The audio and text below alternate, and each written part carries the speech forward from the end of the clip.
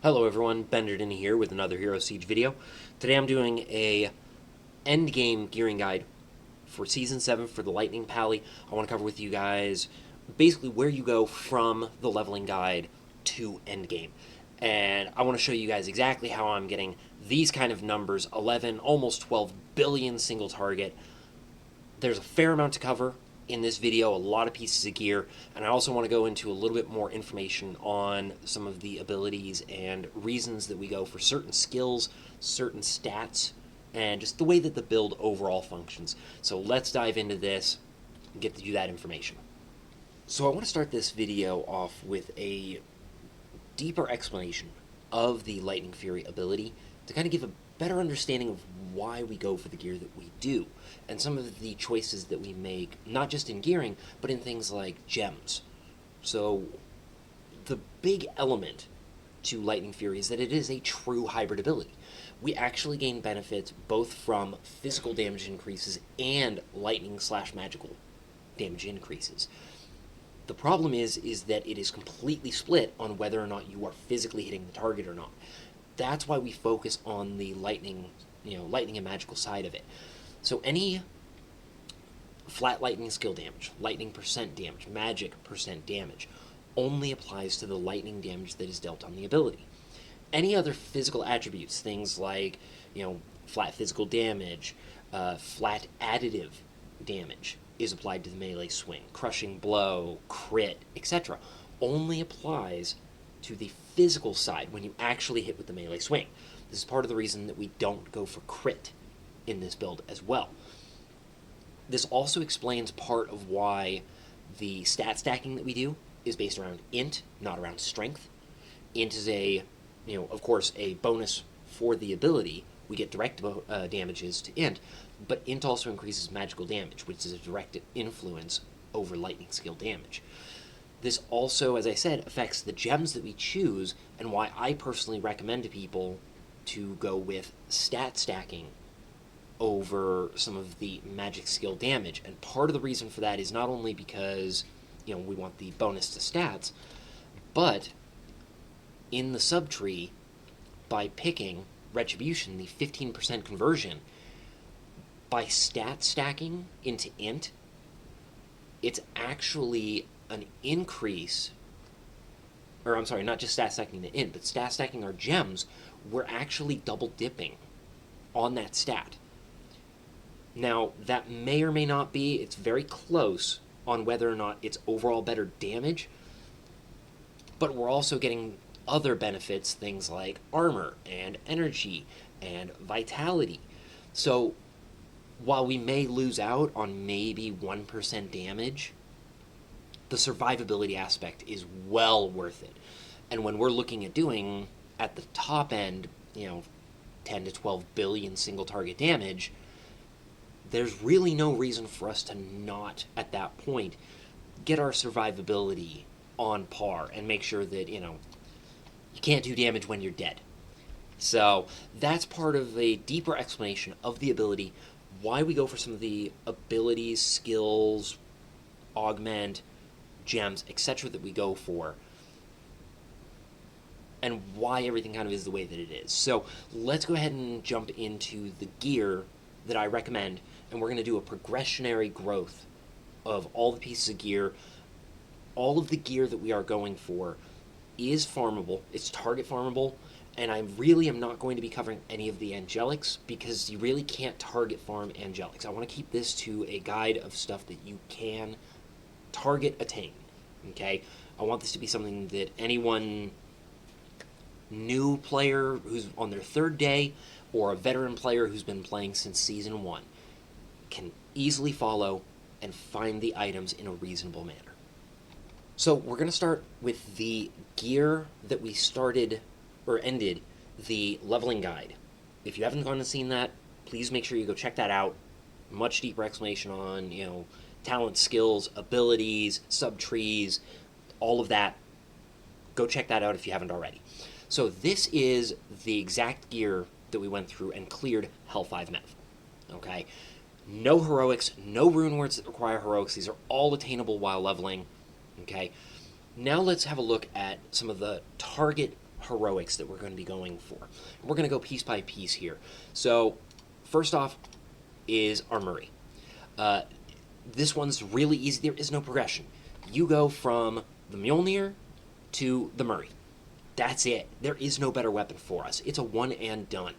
You just want to try and find the best one that you can, especially the primary things to focus on this, of course, the lightning skills, the attack speed, the lightning skill damage, and the sockets. You really want to try and get all of those as high, as max rolled as possible. But this is it. There is no better weapon in the game at this point for us. So, not a whole lot of progression in that regard, but that's not a bad thing. It makes life a little easier.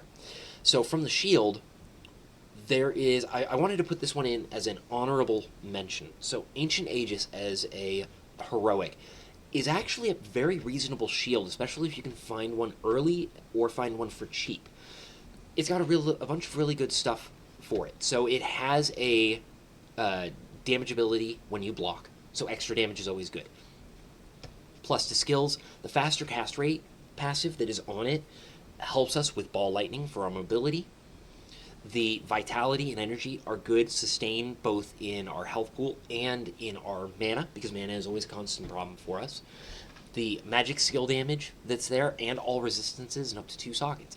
It's a very nice shield early on if you're still trying to get your bases or get your heroic runes. If you can pick it up on the cheap, it's an underrated shield. Okay. Next up, we move on to Justice. Of course, a plus-based shield is ideal, but this thing has just everything that we want on it. It has plus to skills, movement speed, energy, all attributes, magic skill damage, mana increase, magic damage taken reduction, cannot be frozen, all res. It's just a phenomenal shield. A lot of people will use this for quite a while they're farming for bases for the next shield that we're going to cover.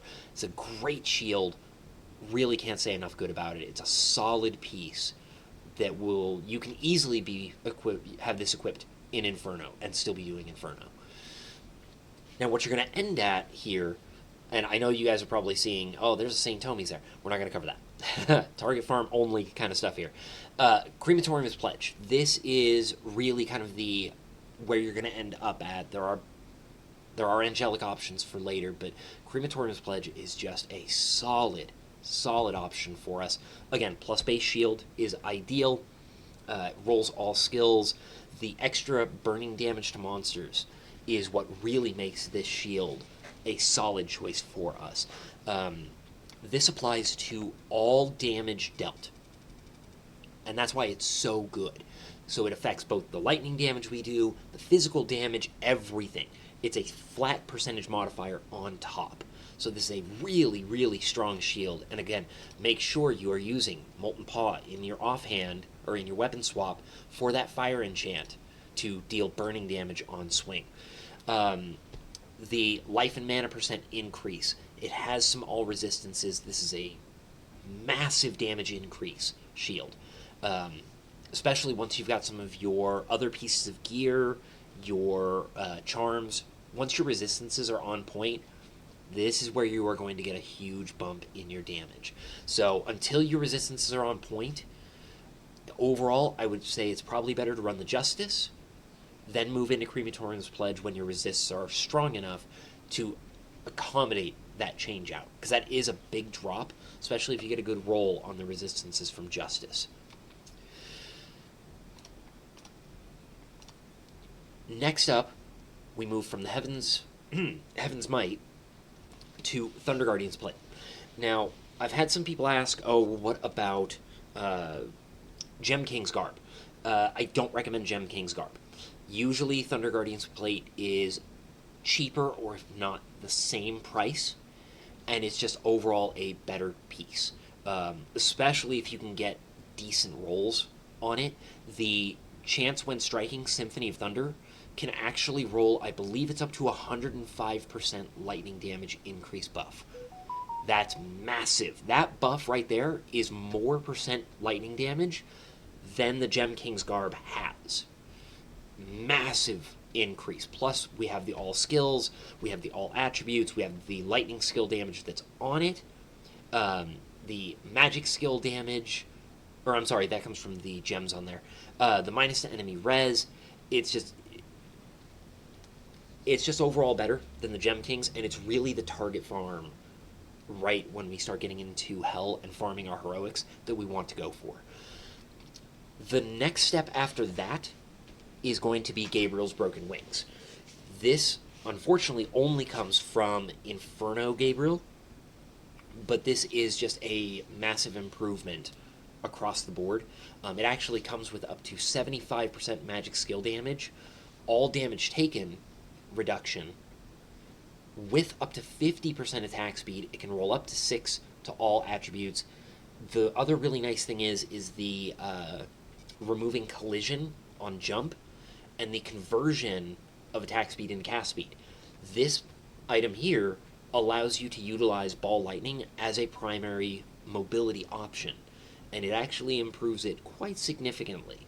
So, and of course, it can roll up to 6 sockets, and the sockets in this are improved sockets. So once you get those and start stat stacking with your all attribute gems, you get a massive attribute increase out of this, which relates into everything. It relates into our damage, survivability, armor, health pool, mana pool, the whole lot. So this is really where we're going to end up. Again, no angelics included. This is where we want to end up at. Now we're going to cover belts. We move from our Commander's Sash into Set's Lightning Sash. Set's is just a really solid upgrade. Lightning skills. Vitality is always good. Lightning skill damage. It's just a nice boost of damage, and also the 5% chance when attacking for Static Shock, which does a good 100,000 plus damage, and it triggers pretty often. So a good damage boost. It's a significant upgrade from what we were using during the leveling process. We do lose a little bit of resistances, but we make it up elsewhere. Next up, we move into Girdle of Eternal War. This is everything that the Set's Lightning Sash is, but better. It's all skills, it's lightning skills, attack speed, int, vitality, magic skill damage, plus to life. It also gives us movement phasing, so enemies do not hinder our mobility, and it has 2 sockets on it. This is a really good option for us. And I'm sorry, that magic skill damage is actually from the socketed gem, not passive on it. But yeah, this is where you want to go. Unfortunately, this is off of Inferno. What's his name? Not Rakul, but from the Eternal Battlefield. I forget his name now. But it will take a little bit to get to it. But usually you can pick them up on the auction house for relatively cheap. Now, next up, we're going to cover Helm. So we go from our Delirium. I did want to mention this one. I don't really recommend it, but in a pinch, if you just happen to get your hands on one, because you can get it from the boss in Ruby Sanctum on any difficulty, okay, well, any Hell difficulty, it's not a terrible one if you're moving from Delirium, because it does have the, all skills and the extra damage to burning monsters, plus it rolls a static 4 sockets. So not a terrible one to pick up. It's going to be better than Delirium, but we very quickly outpace it with our next couple of options. So worth mentioning, but I don't really recommend this as a stepping stone unless you can just get it for really cheap or you just happen to find it. So the next helm here I want to cover is Grimbone. Grimbone is a really solid helm that we can get, plus skills, int on it, magic skill damage, a significant chunk of magic skill damage on it, and it rolls a static 50% resistances. This allows us a lot of wiggle room in our gear to help get damage in other pieces. Kind of like we were mentioning with things like the belt, when we lose a little bit of resistances going from the Commander's Sash. This is one of the areas that we can help make it up in. Plus, it can roll up to 4 sockets. So really good option, very strong for us. Next, I want to cover Legionnaire. Now, Legionnaire, especially if you get a plus lightning skills base helm for it, will do more damage than Grimbones. And part of the reason for that is the Live by the Sword buff. Okay, the attack speed buff out of this is really significant. And so that boost will actually outpace the Grimbones Visage. So it's worth mentioning. Again, we also have to kind of look at things like, the rolls that are on it. This one doesn't have any plus to lightning skills on it as a base, but this Grimbones is also a pretty weak roll as well. So always be sure to kind of factor in what the rolls are on it. A perfectly rolled Grimbones, especially the red skill that's on there, can roll into other things like lightning damage plus lightning skills, increased magic skill damage, all of that. A well-rolled Grimbones will outpace Legionnaire. Okay? Now, next, we're going to cover Gabriel's Dauntless Vision. Okay? This is from Gabriel, and this is, for most of you, this is going to be the endgame piece. And this thing is just really great for us. Chance went struck to do a huge 7 million damage arcane hit to the enemy that hits you. Up to 5 to all skills, cooldown recovery, magic skill damage. The real benefit to this helm, the two main things that really give it a significant boost over other pieces, is the physical and magical damage reduction and the 3 sockets, which are improved sockets. So we get that bonus 50% on it. This helm is going to be super strong if you can get your hands on one, especially a well-rolled one. Very much recommend it. This, for a lot of people, is going to be your endgame piece. And the reason why is because our true best in slot is a High Roller's Crown. Now, this one is actually bugged from a previous season, but normally once you hit... So the way the High Roller's Crown works is it has that lucky number. And if the total of all of the stats on the helm reach number 775, then it gets a bonus that includes 7 to all skills. A well-rolled High Roller's Crown cannot be beat. It's just super strong. You get 7 to all skills, up to 80 all attributes, up to 100% increase to both attack damage and magic skill damage, up to 400 life and up to 70 resistances. This thing is amazing when it is well rolled. If you get a good one, a really high roll on those, it can't be beat. But quite frankly, most people aren't going to get one. So generally speaking, you're going to end up with a Gabriel's Dauntless Vision as your endgame helm. Now, moving on to the next, our Amulet, we go from a Thunderstone Amulet to, I recommend, Philosopher's Stone.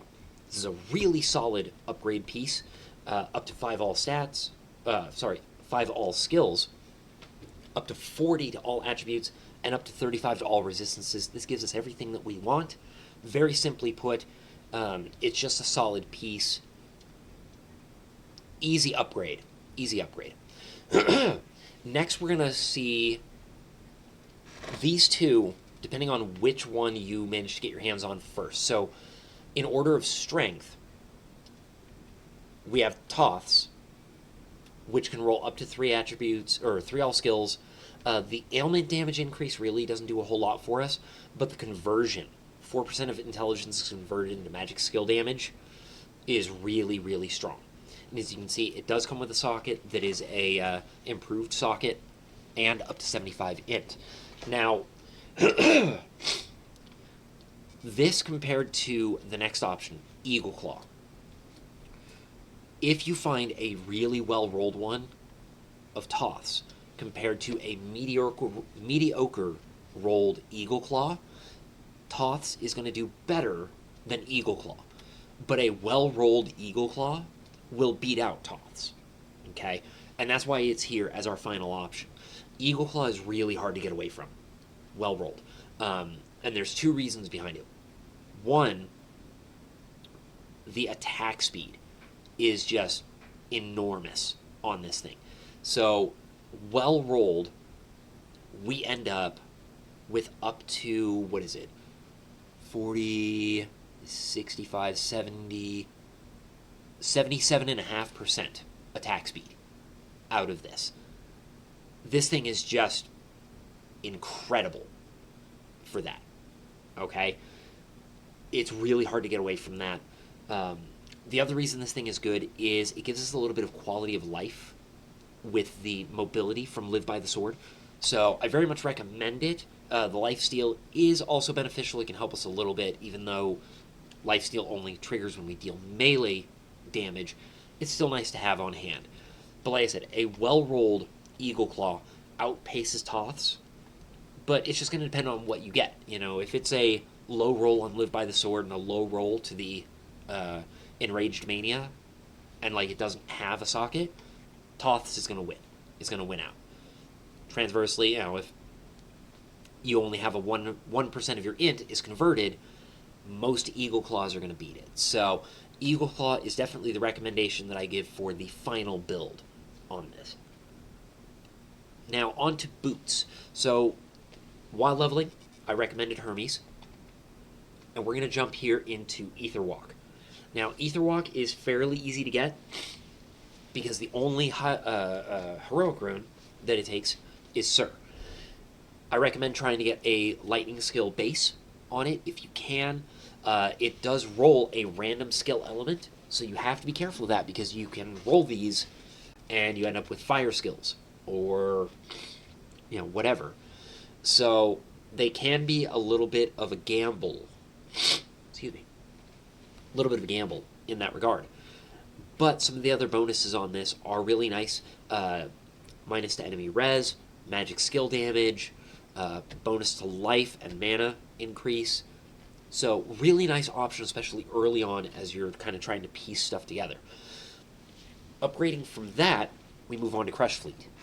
Now, Crush Fleet is more the melee side of it, but the bonuses that we get out of this is really, really strong. So it rolls all skills and physical skills. So try and find a lightning skill base that you can put this into. There's really two main things that this gives us that I like to point out. First off is the chance when striking agility. Agility is a movement speed and attack speed buff that, as you can see, I believe it can actually roll, I think the max level agility you can get is 22, and it gives like 44% attack speed and movement speed, a significant chunk for us. So very, very nice in that regard. The other thing that this boot gives us is mana stolen per hit. And as always, Lightning has constant problems through most of the game with mana control. So really nice pair of boots. I very much recommend them. If you can go straight into those from your leveling boots, very well worth doing. Now, upgrading from those, we move on to Thunder Roamers. The Thunder Roamers are dropped off of the new Chaos Tower boss that spawns in the Codex of Chaos. These are super strong. All skills, lightning skills, good movement speed, attributes, lightning skill damage, percent lightning skill damage increase, 3 to 4 sockets on them. The real bonus on these that's going to give us a lot of damage is the extra damage to monsters inflicted with stasis, which we have on our Holy Shock aura from our subtree. These are a significant boost. It functions, the extra damage functions exactly the same way that the damage on Crematorium's Pledge does. So I very much recommend these boots as soon as you can get them. They are very, very strong, super damage upgrade for us. Now, the final piece that we're going to be going for is Chaos Walkers. These are broken. Super, super strong. The way that these function, so of course we have up to 6 to all skills, up to 80% movement speed, attributes on it, magic skill damage on it, rolls 4 sockets. The real gain here is the extra damage to monsters inflicted with ailments. So this effect functions off of any ailment. So it could be burning, it could be bleed, it could be stasis, it could be the shadow one. I forget what it's called. Now, I've been told, and I believe that this is accurate, having checked the damage logs on this, that extra damage applies per ailment on the enemy. So if you're inflicting bleed, poison, and burning, it applies that 65% for each ailment. It stacks. This thing does insane damage. Okay? It is restricted to Inferno, Chaos Tower boss, and he does have a pretty significant health pool. But this is definitely going to be our best in slot. There's nothing so far in this game that I have found that could even come close. It's insane damage. Now, onto our gloves. We leveled with Titan static guards. We're going to move right into Tectonic Grips. These are awesome gloves. All skills, lightning skills, a passive lightning skill damage increase on them, plus lightning skill damage bonus on them. Great damage boost for us. Really nice pair of gloves. It's going to be hard to beat compared to any other heroic. Now, the next piece that we're going to move on to from that is restricted behind Inferno Luna.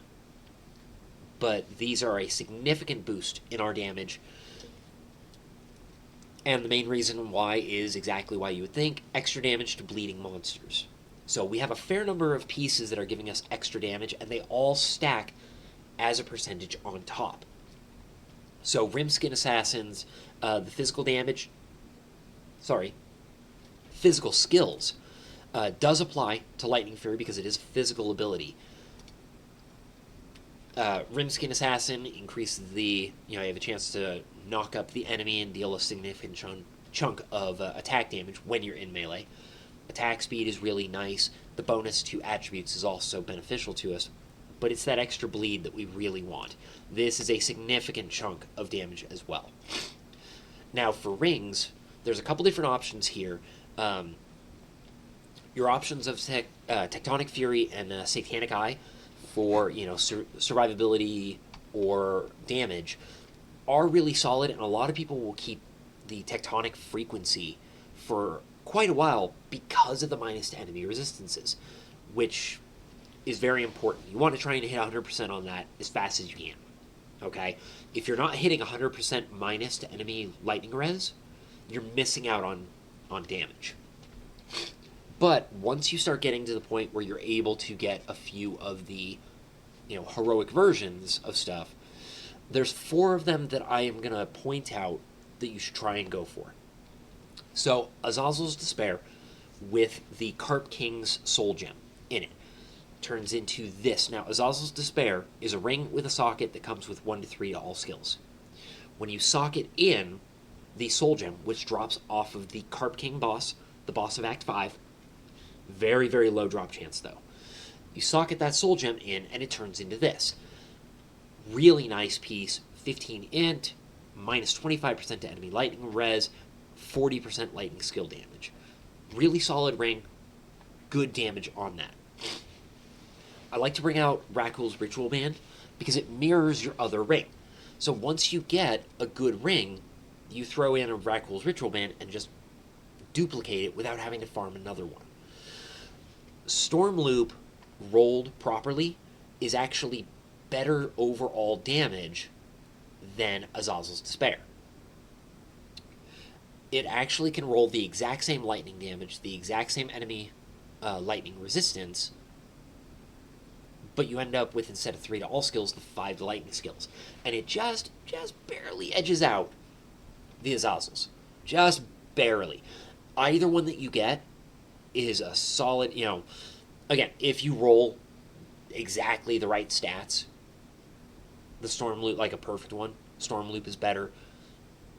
But comparatively, Azazel's as a +3 base, you don't have to roll any additional stats. So, whichever one you happen to get yourself into, again, if you have a Rakul's Ritual Band, throw one of these on, throw the band, boom, you're doing good. Now, the Emblem of Daemon. This is one that also comes off of Inferno Possessed Luna. And this is one of our best in slot rings. This one, you're not going to get away from this. Eventually, you'll use this in either Stormloop or Azazel's, outside of the angelic options. But this ring does two main things for us that are super strong. So obviously you see the extra damage to burning monsters, up to 30%. Big multiplier tacked in right on top, super strong. The other thing that you get out of this ring is the chance when attacking to trigger demon form, which I think it's level 20 is actually the maximum. You can get, I believe it's a 50% attack speed bonus out of demon form from this ring. Huge boost into our attack speed.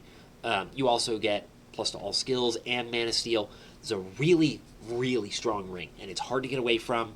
I have yet to find anything that gives us as much damage as this ring for this particular build. So swap those in really quick. Please forgive me. Allergies have been killing me lately. So that is going to cover our gear. I do want to just briefly mention potions. Depending on some of your gear, you may end up utilizing, and I have to remember where I put them, your life and mana potions to ensure that you don't run out of mana. The Witch's Potion can be a good one, especially once you get some of your, specialty like Liquor Holster, giving you that 160% life and mana replenish as a static ability. But I recommend a good health potion, a good mana potion. I covered those in my leveling guide video. And then bottle of vodka and caffeinated coffee container for the extra damage to burning monsters and +5 to all skills. Now let's move on to our charms. So these were all just charms that I went through and, during the leveling process, very simple, easy to get charms. Spine Trophy for the physical skills, armor and life percent, attack range and attack speed, all skill mana leech, life leech and chance for deadly and crushing blow for melee, and all resistance attributes and movement. Really basic stuff. So we're going to move this stuff out, and I'm going to cover all of the charms that we should be going through and trying to acquire once we get into the Hell and Inferno difficulties. So first off, Air Melon. This is kind of a no-brainer for most people. It is the only angelic item that I am going to recommend just because it's too good not to mention as a staple of this build. And really, if you're going to be buying an angelic item for this build, this should be the first one. 3 to all skills, 6 to lightning skills, flat lightning skill damage, percent lightning skill damage. This, hands down, is one of the biggest upgrades. So going from a non-angelic item to an angelic item, this is hands down the biggest upgrade that we can get. This thing is massive for our build. So I can't not mention it. If you have to buy one, do whatever it takes. Get your hands on one of these. They're just too good not to. So here we have Hello, It's Me, Steve. And this is just going to give us a significant chunk of attributes. As I said, attribute stacking is really going to be kind of a thing for us. So I very much recommend Hello, It's Me, Steve. Chaos Gemstone. Up to 2 skills. And it rolls 2 random modifiers. Now, this one that I got here gives us life based on level and attack rating based on level. This one rolled actually really good for this particular build, but you're obviously looking for things, life is never a bad thing, all attributes, attack speed, lightning skill damage, magic skill damage, etc. Find one that is decent for you. So next up we have Sheep King's Wool. This has attributes, minus to enemy resistances, and magic skill damage. This is a really big boost in our damage for the charm slot. Try and get your hands on one of those quickly.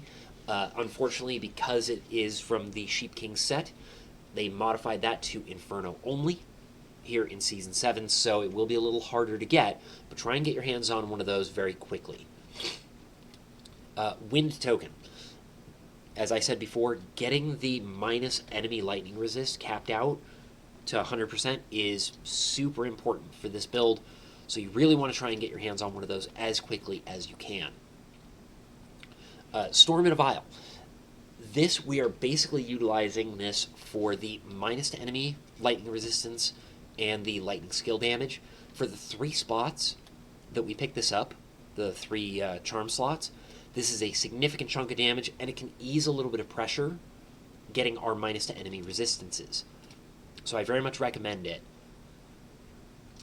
Torsten's Anvil, really, for a single slot in our charms, it's hard to beat, because you're getting 1 to all skills, up to 10 attributes, and up to 10 resistances. It's really hard to get better out of a single slot with anything. It's a really good item to pick up. Of course, we have Annihilator.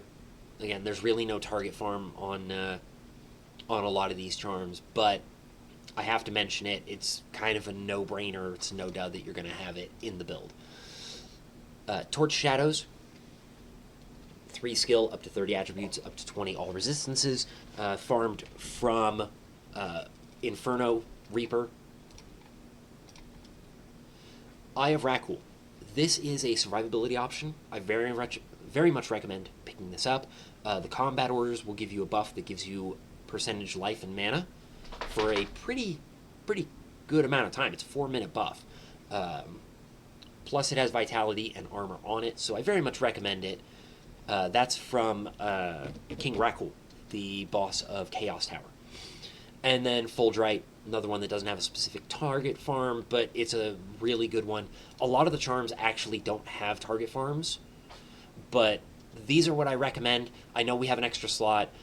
You can fill that as you see fit. Single slot, you can put magic, or a percent magic skill increase small charm, or a mana steal small charm in there, or even a flat lightning skill damage small charm, but it is only 6 lightning skill damage on a small charm in Season 7. So find something that you like for that, and just go ahead and fit that in there as you see fit. Alright, and that is going to do it, guys. Thank you so much for watching. I hope it was informative, educational. I hope it helps you guys get through the Hell and Inferno content, get all the bosses down, get all that shiny loot. That's really the reason that we play, right? Again, thank you guys for watching. Please make sure to subscribe, leave a comment, ask questions. I really love hearing from you guys and helping wherever I can. Please make sure, if you are so inclined, check me out live, twitch.tv/Benderdin, where you can come and ask questions and just hang out. Try and create a welcoming environment there. Thank you guys again for watching, and as always, game on.